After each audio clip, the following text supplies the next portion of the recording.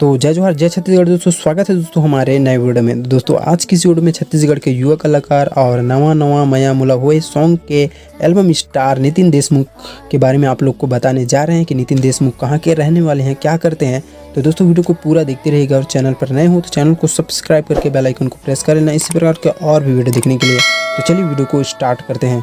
तो दोस्तों नितिन देशमुख हमारे छत्तीसगढ़ के दुर्ग जिले के तिरगा गांव के रहने वाले हैं। नितिन देशमुख बहुत ही अच्छे टिकटॉकर हैं और वो अपना वीडियो की शुरुआत भी टिकटॉक वीडियो से की है। नितिन देशमुख का एल्बम आप लोगों ने जरूर देखा होगा जो अंजलि शुक्ला के साथ आया था, नवा नवा मया मुला, वो है जो कि हमारे छत्तीसगढ़ की बेस्ट सॉन्ग है। तो दोस्तों अब बात कर लेते हैं नितिन देशमुख की पढ़ाई के बारे में। तो दोस्तों नितिन देशमुख डी फार्मेसी कर रहे हैं अपोलो कॉलेज अंजोरा में।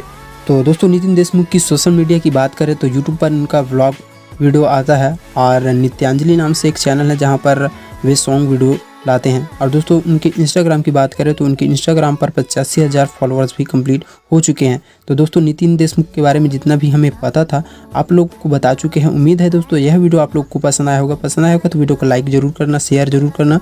तो मिलते हैं किसी नेक्स्ट वीडियो में।